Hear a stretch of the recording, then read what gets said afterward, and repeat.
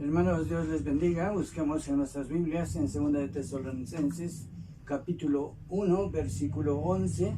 Dice de esta manera: por lo cual asimismo oramos siempre por vosotros, para que nuestro Dios os tenga por dignos de su llamamiento y cumpla todo propósito de bondad y toda obra de fe con su poder. Meditemos en esta ocasión con el tema llamados para cumplir los propósitos de Dios. Sabemos a través de las Escrituras, Dios es el que nos llama. Dios permite que a través de su Espíritu vaya tocando los corazones de las personas que se arrepientan de sus pecados para poder llegar a recibir a Cristo como su Salvador personal. Es porque Dios hace la obra. Sabemos que la obra redentora lo hizo nuestro Señor Jesucristo al venir a morir en la cruz del Calvario por cada uno de nosotros.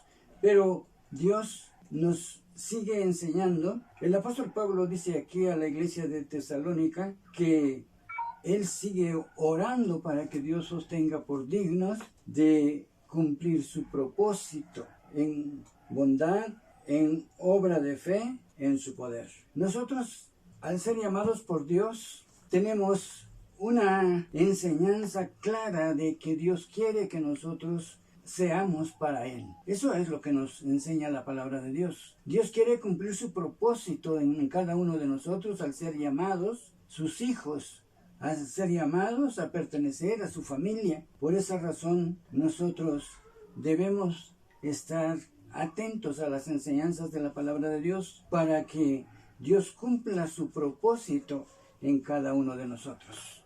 El apóstol Pablo dice a los de Tesalónica que él está orando siempre por ellos para que Dios los tenga por dignos de su llamamiento.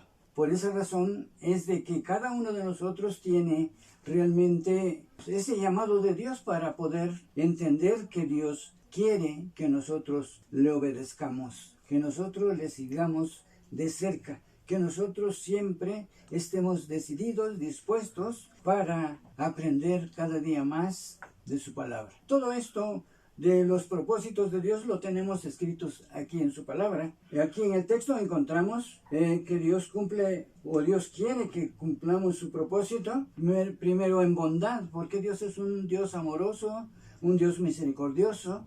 A través de todas estas cosas Él muestra la bondad que Él tiene para con nosotros. Luego nos sigue diciendo el texto que Dios quiere ver obras de fe en cada uno de nosotros, en su poder. Es decir, cuando nosotros como hijos de Dios hacemos algo que es maravilloso, algo sorprendente que se vea en alguien, es por el poder de Dios, no es por nuestro alcance de nosotros. No es porque nosotros sepamos hacer las cosas, no es porque nosotros tengamos esa facilidad de hacer las cosas para que salgan de esa manera, sino es que el poder de Dios se está manifestando a través de su Espíritu en nosotros, porque tenemos esa fe, esa confianza en Dios que nos ayuda para caminar en sus caminos y de esa manera poder hacer obras de fe para la gloria de Dios. Es entonces que la palabra de Dios es la que nosotros debemos tomar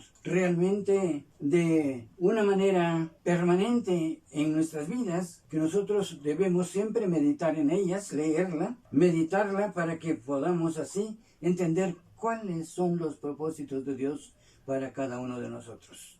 El propósito de Dios que sobresale en la vida de nuestro Señor Jesucristo y por las mismas palabras de Él es predicar el Evangelio.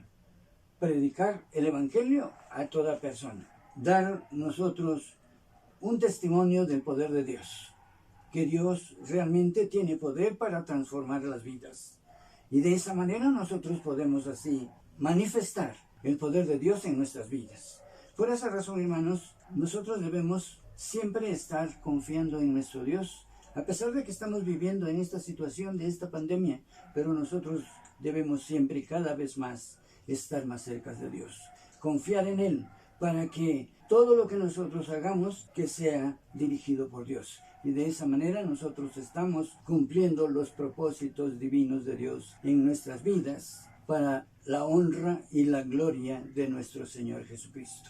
Eso es lo que dice el apóstol Pablo. Por esa razón, hermanos, lo que nosotros hacemos no es para nosotros mismos, sino es para glorificar el nombre de nuestro Dios. Que Dios les bendiga. Amén.